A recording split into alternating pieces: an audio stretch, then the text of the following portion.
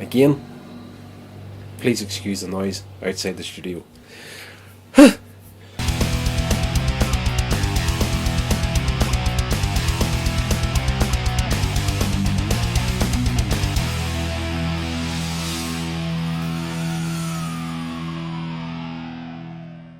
We're on the Laurel and Hardy box set this time, and something new for this episode. I'm reviewing a movie I haven't actually seen because it is a lost film of Stan and Ollie's. It is called Hats Off, and on the box set it has got a stills gallery of what they could find of the film, which is a precursor to what would become the music box.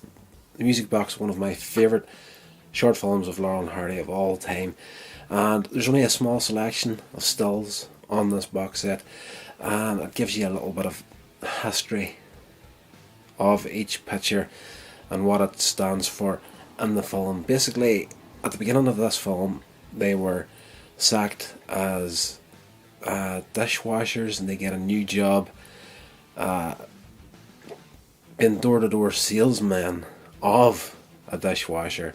They're employed by James Finlayson. He sends them on their way to deliver this new dishwasher to an address which is like the music box. They have to go up a huge flight of steps to get there. The only other person besides Stan and Ollie and James Finlayson that is listed acting in this film, excuse the noise outside the studio.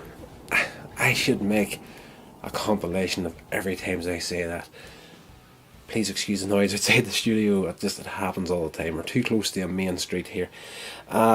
Yes, the only other person besides Stan and Ollie and James Finlayson that was listed in this movie is Dorothy Coburn, who, as it says here, asks for a demonstration of the dishwasher, which probably means that they have to go back up the same huge flight of steps to do that.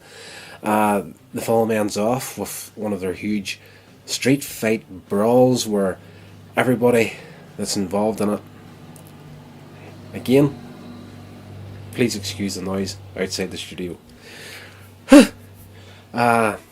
Yes, the name of the film, Hats Off, comes from the final street fight battle where everybody's hat gets destroyed and there's a still of Stan and Ollie sitting in the street surrounded by all these hats that are completely ripped to shreds and whatnot. This would have been a very, very interesting little short film to check out, just for the sake of it, as I say, a precursor to what would become the music box. It would have been interesting to see the earlier version of it, but unfortunately, it just stands to reason this would happen with some of their films that just couldn't be found or lost to time with there was no such thing as memory cards back in those days. Everything was in like 2 reels, and if after a certain amount of time they deteriorate to a point where they can't be used again, and unfortunately we did lose this one to time. But yes, this is definitely, there's only about 5 or 6 stills worth here in this, but this, I have to say, was quite a highlight for me to check this out.